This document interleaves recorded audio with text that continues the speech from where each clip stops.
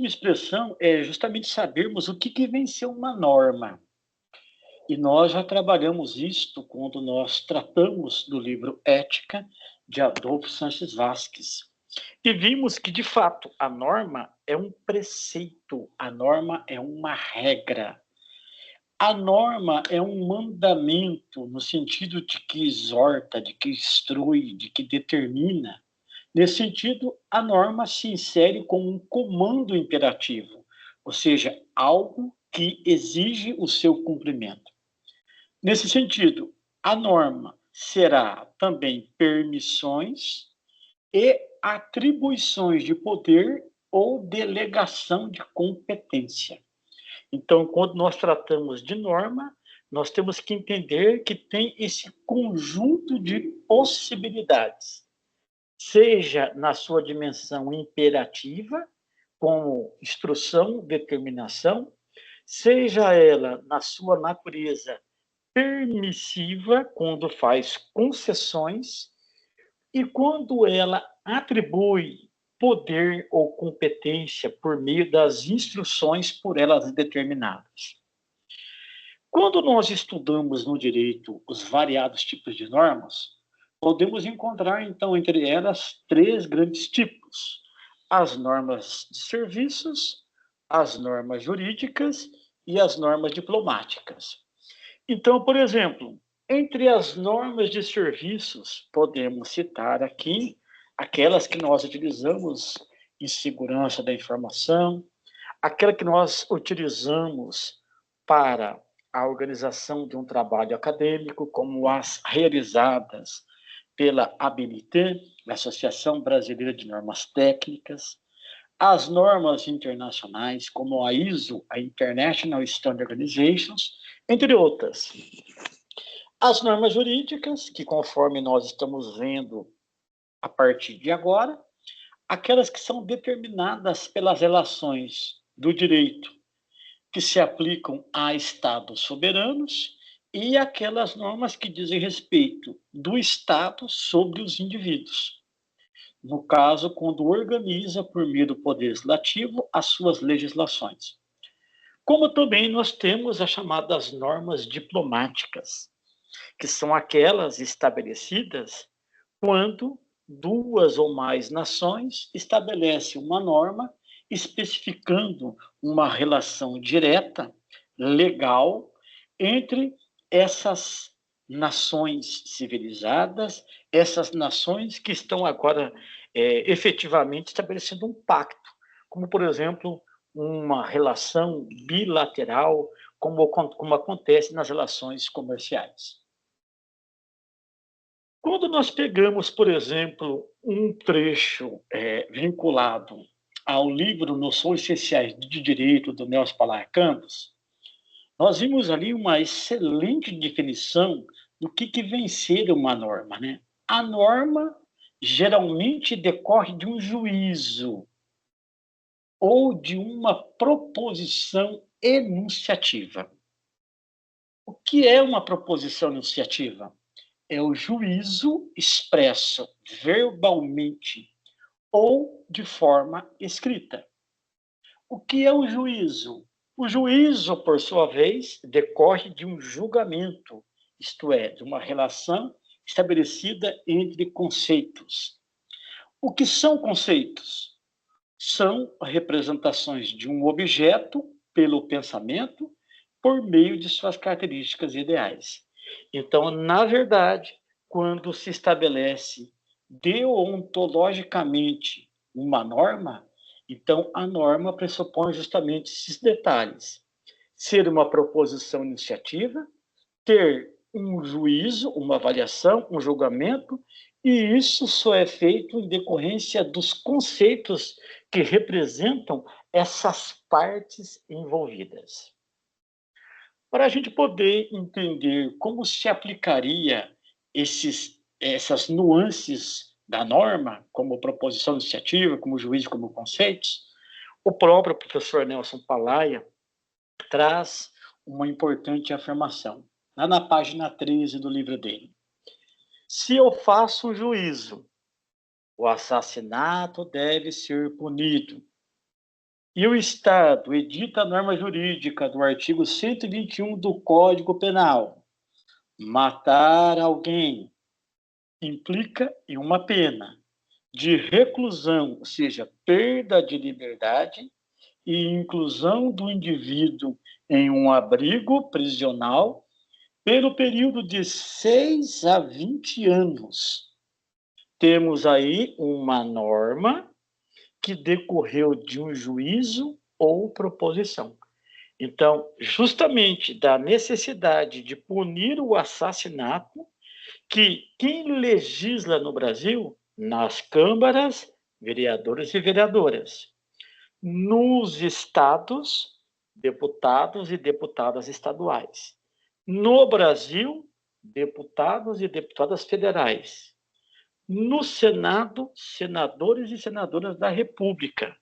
Estes membros do Poder Legislativo, com base no juízo, estabelece uma norma jurídica, a qual a Presidência da República, no governo federal, a qual o chefe do Poder Executivo no Estado, o governador, a governadora, ou no município, o prefeito e a prefeita, no caso, sancionam aquela solicitação daquele juízo transformado agora em norma jurídica. Aí nós temos, portanto, a inclusão desse dado.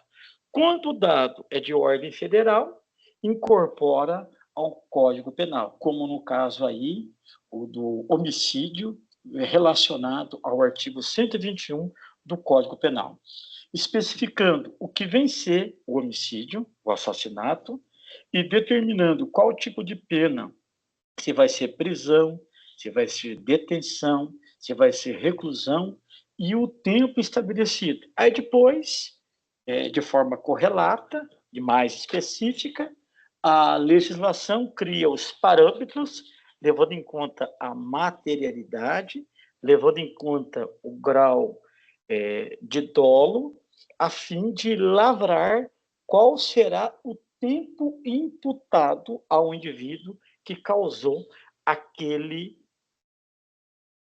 crime, aquele delito.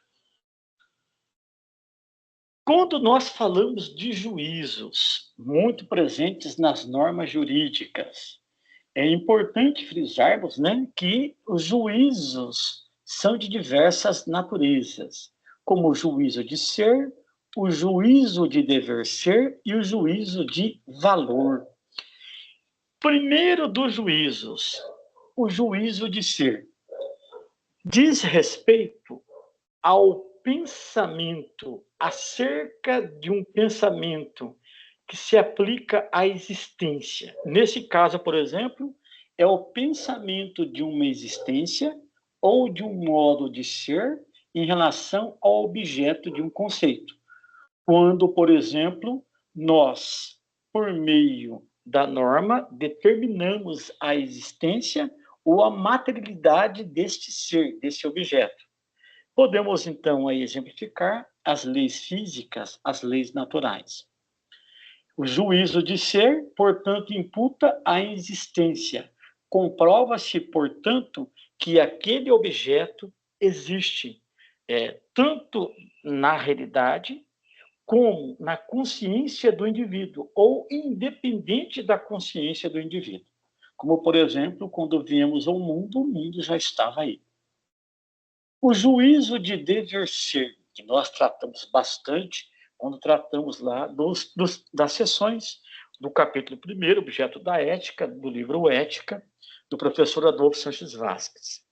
Diz respeito, é o pensamento que alguém tem de seguir ou dever seguir com referência a seu comportamento.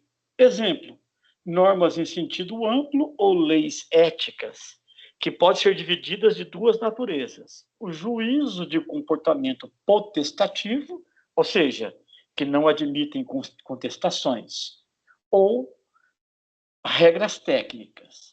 Alguém pode nos perguntar, Benê, qual um tipo de comportamento potestativo que não permite contestação? Como, por exemplo, o direito que diz respeito a quem contrata de demitir alguém. Então, da mesma forma que a relação de contrato é voluntária, a relação que se estabelece rescindindo esse contrato também é de livre-arbítrio de quem contrata. Consequentemente, é um juízo de comportamento potestativo. Como, por exemplo, as regras técnicas, as quais, o que eu devo fazer? Devo apenas seguir.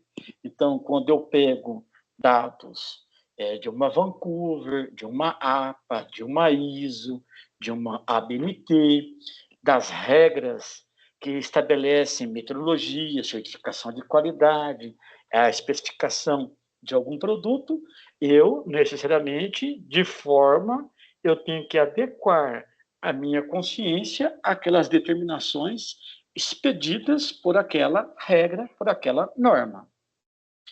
Um segundo tipo, né, de juízo de dever ser são chamados juízo de comportamento obrigatório ou normas em sentido estrito, ou seja, específico. Como aqui nós podemos mencionar as normas jurídicas. Neste viés, né, as normas jurídicas elas podem ser imperativas, quando elas estabelecem dever, portanto, são determinações, são admoestações, impõe, portanto, o dever, aquilo que nós chamamos de deontos, o dever ser, e elas podem ser atributivas, quando confere direitos, estabelece delegações, estabelece competências, quando dá ao indivíduo certas benesses, ou estabelece limitações. O terceiro tipo de juízo, que normalmente é o que mais nós utilizamos, né, em diversas áreas e relações de nossa vida, são os chamados juízos de valor, que é o pensamento de uma preferência que envolve uma escolha, uma eleição, em termos de referência a certos objetos nossos, de atração ou repulsão. É formulado sobre algo que matiza, que mexe conosco emocionalmente, nossa relação de conhecimento com os objetos, importando numa preferência, numa eleição. O que significa, em outras palavras? Primeiramente, o juízo de valor indica uma escolha, uma eleição, revela uma preferência. Nesse sentido, essa relação preferencial se dá em decorrência do grau de atração ou de grau de repulsa que a coisa provoca. Nesse sentido, formula-se sobre objetos e esses objetos provocam em nossas entranhas algo que mexe significativamente em termos emocionais, o que faz com que aquilo que nos disser de respeito gere em nós uma atração, ou opostamente, quando é algo que provoca repulsa, nojo, ânsia de vômito, então aquilo nos distancia, faz com que nós tenhamos, portanto, uma repulsa clara e deliberada. Essas informações que o professor Nelson Palaya Campos está trazendo, elas estão diretamente relacionadas aqui à obra do grande pensador espanhol Manuel Garcia Morente, especialmente lá no livro Os Fundamentos da Filosofia, quando ele afirma que os valores não são, mas valem. No intuito de dizer que os valores não são juízos de ser, mas valem porque implicam numa relação de preferência, de hierarquização, de sensibilização, de significância, e quem dá de fato isto é justamente o indivíduo, conforme nós vimos lá ao discutir, lá na seção 2, o campo da ética, quando nós dissemos que os fatos morais, por serem constituídos pelos indivíduos humanos, tornam-se fatos de valor. Nesse sentido, aquilo que mexe com as entranhas, com o emotivo do indivíduo, acaba estabelecendo esse grau de parâmetro, esse grau de referência, gerando a atração ou o inverso, a repulsão. Nesse sentido, né, se nós aplicarmos isto às normas do direito público e às normas do direito privado, nós vamos então aí, graças a um pensador bastante significativo, como por exemplo George Jelinek, entendermos que há algumas diferenças. Então, o próprio Nelson Palaia, se fundamentando no Jelinek, vai especificar que as normas do direito público disciplinam, regularizam as relações jurídicas em que uma das partes está investida de poder de império, ou seja, o poder de comando, estando as demais partes em relação de subordinação, ou seja, de subserviência, de obediência. Enquanto as normas de direito privado regem as relações entre indivíduos considerados iguais. Em outras palavras, a primeira do direito público investe o poder de império, sobrepondo uma nação, uma relação de um grupo sobre o outro grupo. E do outro caso, especificamente no direito privado, as normas, elas regem, regulam as relações exclusivas entre indivíduos, os quais são politicamente, juridicamente considerados iguais. Então, aqui é um elemento extremamente importante que o alemão George Jelinek, grande jurista e filósofo do direito, nos permitiu compreender. E ele cria uma teoria chamada teoria dos 4 status, a qual pode ser compreendida da seguinte forma, né? São 4 os possíveis status do indivíduo na sua relação com o Estado.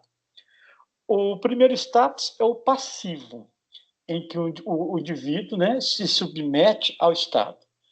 O segundo status é o ativo, em que o indivíduo, de forma ativa, tem preponderância em relação ao Estado. O terceiro status é o negativo, que é o status libertatis, e o quarto status, chamado status positivo, que é o status civitatis. Então, vamos entender como cada um desses elementos aí, segundo a teoria do George Jelinek, se aplicaria na relação entre indivíduo e Estado. Para podermos entender um pouquinho isto, aí o que eu fiz? Eu peguei alguns dados de um portal ligado à educação chamado Trilhante. E lá no status passivo define assim: trata-se da situação do indivíduo que se submete ao Estado em suas obrigações.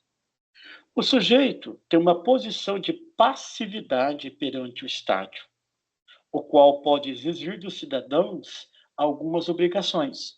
Por exemplo, é uma obrigação do indivíduo contribuir para o bem comum. Ora, então, é uma citação direta, daí eu recuo, e aqui nós estamos observando uma submissão do indivíduo ao Estado, exigindo que, por exemplo, os indivíduos, os cidadãos, as cidadãs, cumpram algumas obrigações. E entre essas obrigações está por zelar do bem comum.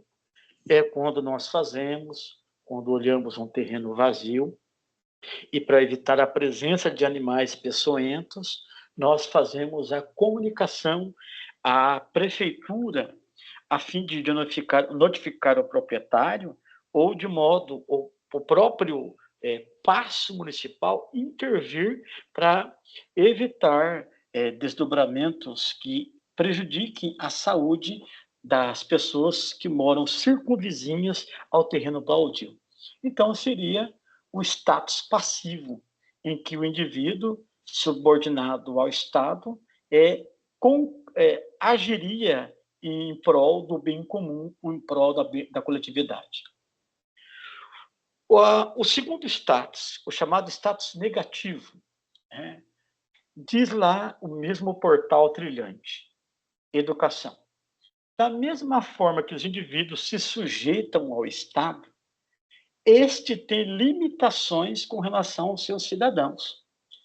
Portanto, o Estado deve respeitar, por exemplo, a liberdade individual.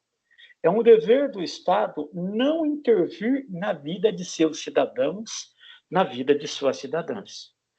Ou seja, esse status negativo preserva ao indivíduo o direito à liberdade individual, seja na sua forma de isolamento, seja na sua forma de não ser perturbado.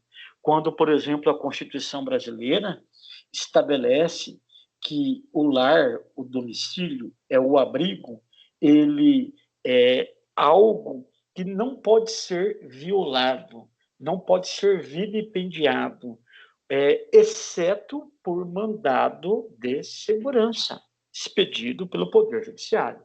Caso contrário, o lar é um abrigo, é a garantia absoluta da preservação dessa liberdade individual. Entre outros aspectos, né? Quando o indivíduo, como em algumas nações, permite, no caso, não querer mais continuar a sua vida, optando, nesse caso, pela solicitação da eutanásia. E a eutanásia, dentro dessa perspectiva constitucional internacional, ela estaria dentro das garantias individuais.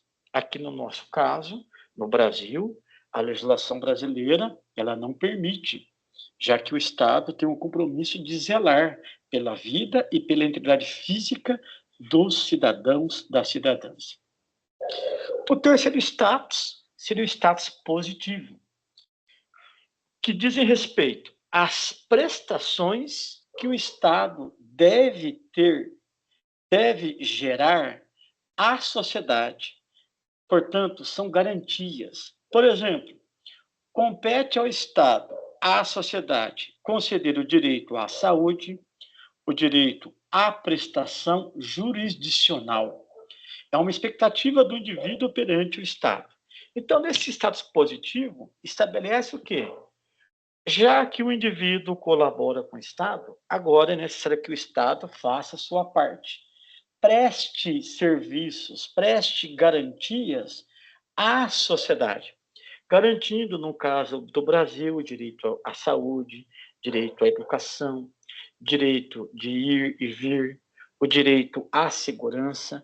São elementos que o indivíduo tem como expectativa e que aguarda a manutenção e a realização e a impetração desses dados, que são direitos, por parte do Estado. E, por último, o quarto status, que é o status ativo, é uma intervenção do indivíduo perante o Estado. Em outras palavras, os indivíduos têm prerrogativas, têm competências, têm faculdades de atuar na formação da vontade do Estado. Como, por exemplo, eleger representantes, decidir, gerar decisões em forma de plebiscito. Enfim, a vida política, a atuação ativa dentro do Estado. Então, conforme podemos aí verificar por citação direta, recolhida do portal Trilhante Educação, é uma prerrogativa intransferível do indivíduo. É a sua capacidade eletiva de impor a sua vontade por meio do voto, elegendo seus representantes, constituindo-se como candidato, como candidata, ou manifestando a sua vontade, o seu querer por meio do plebiscito, intervindo com pedidos de impeachment e assim por diante. Aqui, então, verificamos que o indivíduo, de forma ativa, se impõe sobre a dinâmica organizacional, sobre a estrutura organizacional do Estado. Então, esses 4 grandes status, aí pensados pelo alemão Georg Jelinek, dão-nos uma possibilidade de entendermos essa relação do Estado com o indivíduo, do indivíduo com o Estado. Uma outra grande e importante informação diz respeito à relação jurídica. Para o nosso jurista Nelson Palaia Campos, a relação jurídica é a vinculação direta ou indireta de duas ou mais pessoas às circunstâncias de fato, ou um bem da vida, disciplinada pela norma jurídica positiva. Então, para a gente poder entender como isso se estabeleceria, nós podemos, então, fazer uma diferença entre relações sociais e as chamadas relações jurídicas. O que são as relações sociais? Então, são aquelas relações estabelecidas pelos indivíduos, as quais se realizam e se materializam no âmbito social. E elas são desprovidas de fatos ou interesses atuais ou futuro. Por exemplo, quando eu, em um supermercado, cumprimento respeitosamente alguém. Isso daqui se deu em função de uma relação social, com interesses atuais ou futuros, ou desprovidas desses interesses ou de fatos atuais ou futuros.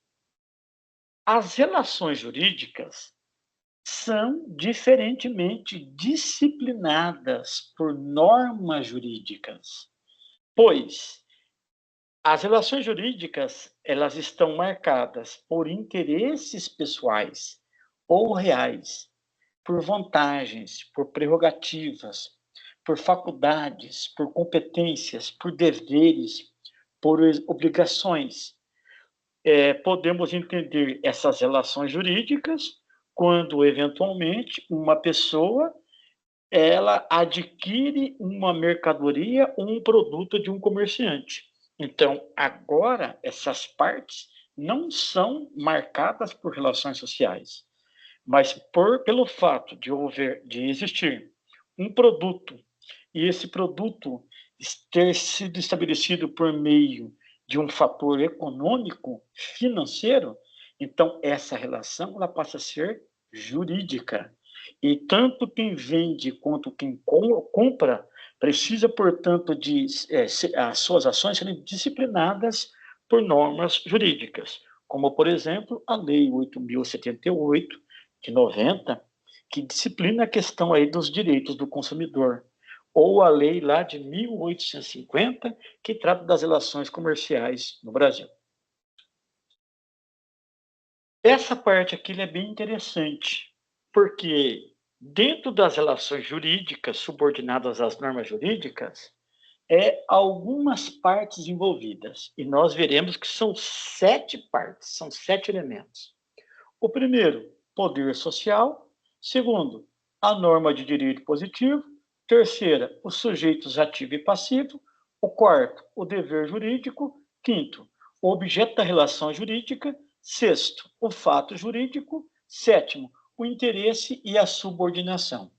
Então, para a gente poder entender como se aplicaria esses 7 elementos, nós trouxemos aqui, então, a figura 3, extraída da página 19 do livro do professor Nelson Palaia, Noções Essenciais de Direito.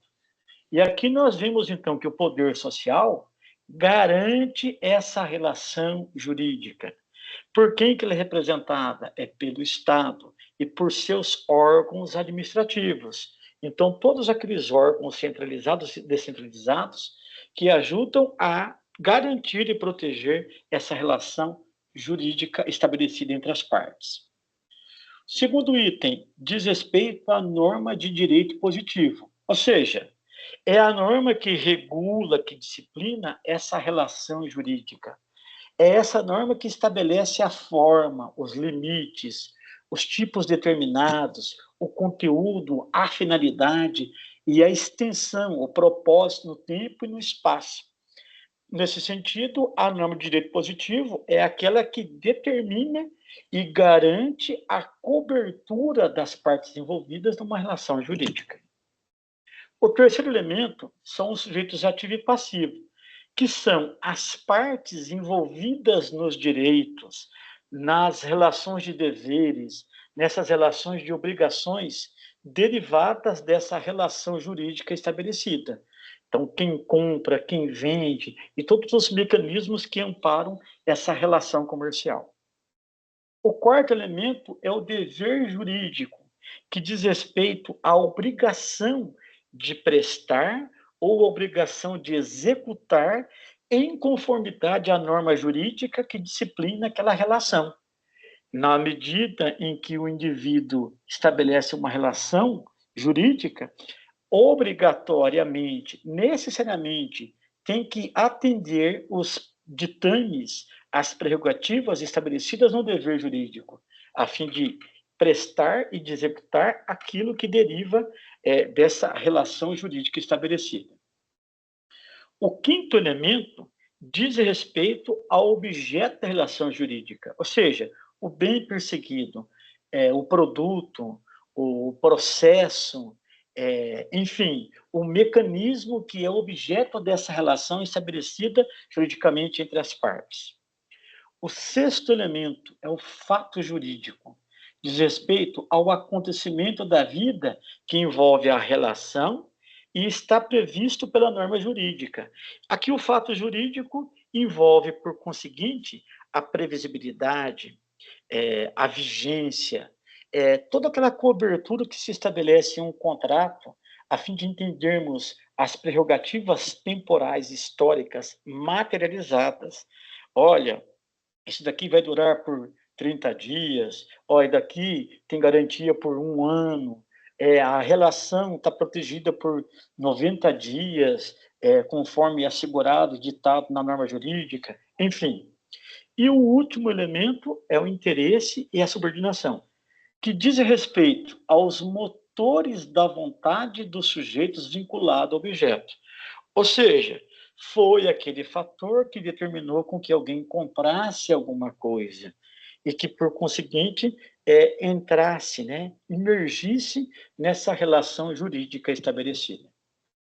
Portanto, as relações jurídicas, elas são diferentes das relações sociais. Nas relações jurídicas, elas estão sob a égide, estão sob a proteção das normas jurídicas previstas de acordo com o ordenamento jurídico, conforme acabamos de observar. Quando alguém nos diz, Benê, quais são as fontes do direito? Né? O direito se fundamenta no quê para dizer o que diz? Aí observamos, então, que as fontes do direito podem ser, primeiro, fontes históricas, 2, fontes sociais, 3, fontes filosóficas, 4, fontes materiais, as fontes formais do direito, que são alguns desses elementos que fundamentam as fontes do direito. Nas fontes históricas, aqui envolve a história do direito. Quando nós recorremos aos escritos, aos monumentos, às inscrições em túmulos, às inscrições realizadas nas expedições antropológicas, arqueológicas, os testemunhos de contemporâneos, por meio dos quais podemos, então, verificar, averiguar quais foram as normas jurídicas que regeram tal grupo social. Então, essas fontes históricas estão relacionadas à história do direito e contam com a participação da antropologia social, da paleontologia, da arqueologia, da geografia e da história, conforme já tratamos em nossas aulas. A segunda fonte são as fontes sociais, que são fatores geradores das normas jurídicas, como, por exemplo, as necessidades econômicas, os movimentos políticos, os preceitos religiosos, as normas éticas, as solicitações étnicas. E quem vai estudar essas fontes sociais são justamente uma área do direito chamada sociologia do direito, que em comunhão com a outra área, a história do direito, a antropologia, a social, a arqueologia, vão dar subsídios para compreendermos como esses fatores sociais determinaram essas normas e as relações jurídicas. No tocante às fontes filosóficas, elas estão diretamente ligadas à filosofia do direito.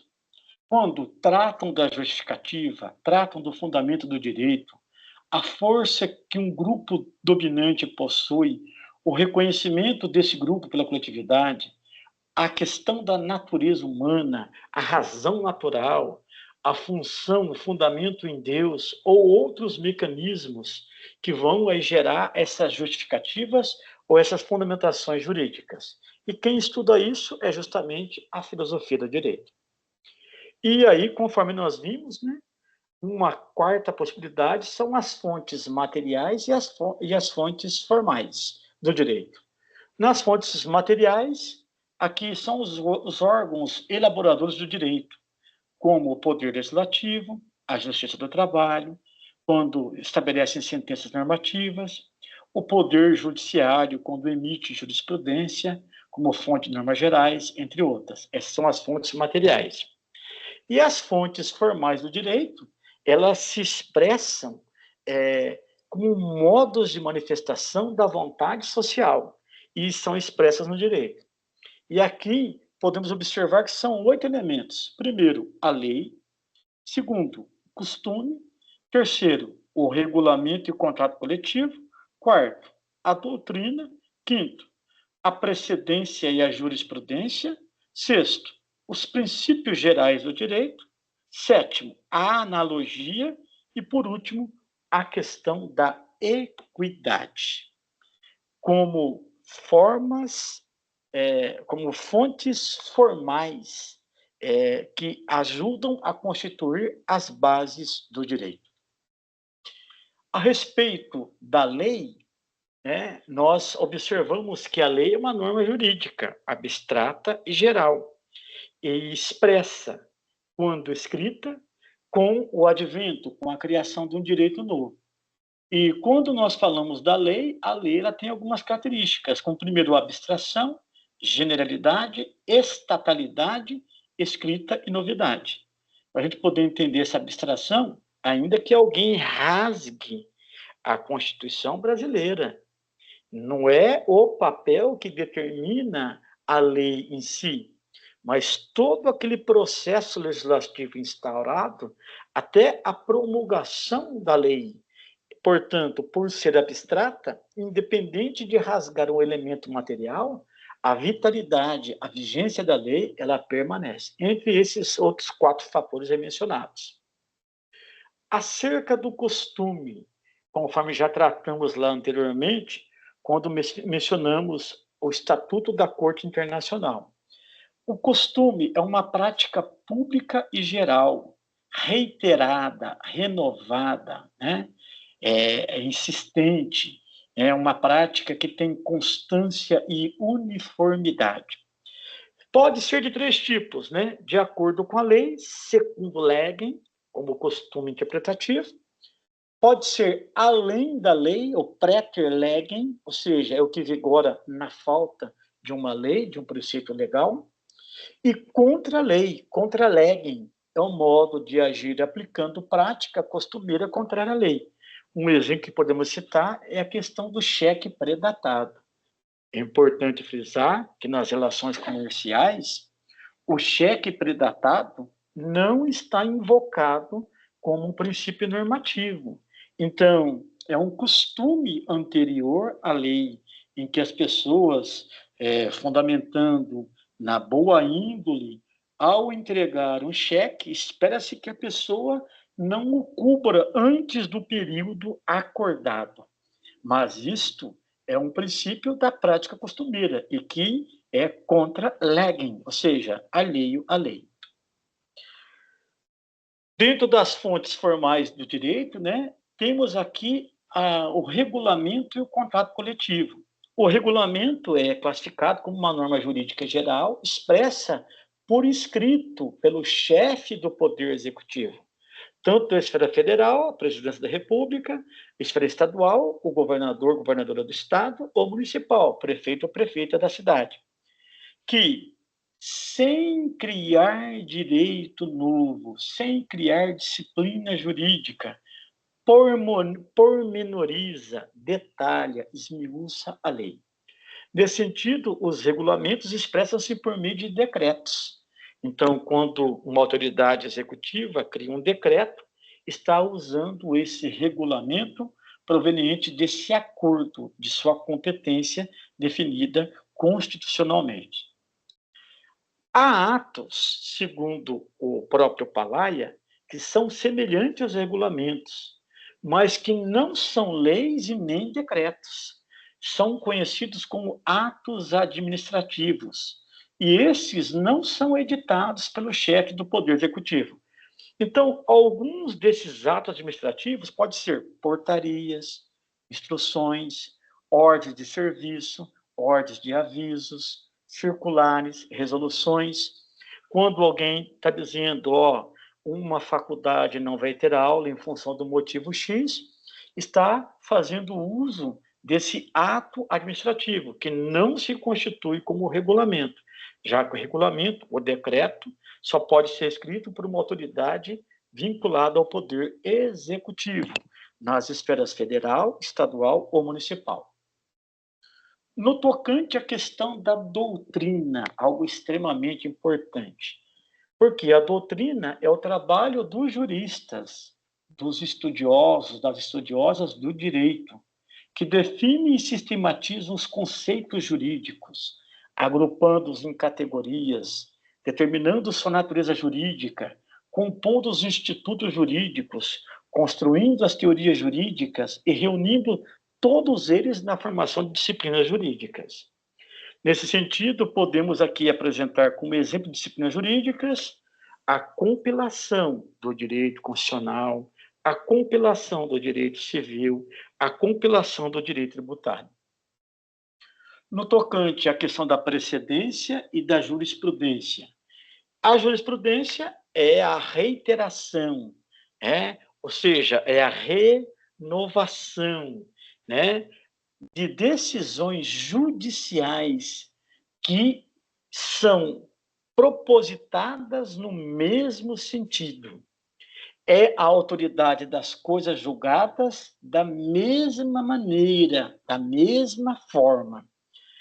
A doutrina, conforme vimos anteriormente, influencia a jurisprudência, que acaba influenciando na elaboração dos costumes ou acaba influenciando na elaboração das normas jurídicas. A jurisprudência é o resultado de decisões reiteradas, uniformes, decorrentes da aplicação da lei ao caso concreto material. Mesmo no caso da lacuna, ou seja, do vazio, da lei, o juiz deve se pronunciar recorrendo à analogia, ou seja, à semelhança, aos costumes e aos princípios gerais do direito, conforme nós vimos anteriormente, que são outros elementos que vão ser a base do veredicto judicial. No tocante aos princípios gerais do direito, o professor Nelson Palaia Campos, ele nos materializa lá na página 24, que são alguns. Entre eles, diz ele, existem os princípios mais gerais do direito do que aqueles que se encontram no espírito da Constituição de um país. Eis que são os princípios comuns a todas as nações do mundo civilizado, que pregam, aqui lhes dá alguns valores. Primeiro, a igualdade humana. Segundo, a dignidade do trabalho. Terceiro, a verdade científica. Quarto, a beleza artística. Quinto, a saúde e forças corporais. Sexto, a democracia. Sétimo, a representatividade dos governantes. E oitavo, por último, a paz entre as nações. Esses princípios gerais do direito são as bases que vão além, portanto, daquilo que é estabelecido, daquilo que são determinantes de uma Constituição, a qual é classificada como a lei máxima de um país. Olha, sobre esses conteúdos que nós apresentamos hoje, tá aqui as referências 3, 6, 10, 13, 16, 19, 21, 23. 23 referências que nós utilizamos a fim de tratar esses importantes pontos que estão justamente nesta análise efetuada pelo grande jurista Nelson Renato Palaia Ribeiro de Campos, que nós utilizamos as bases do livro Noções Essenciais de Direito, publicado pela editora Saraiva, e tratamos hoje exclusivamente o capítulo 1º.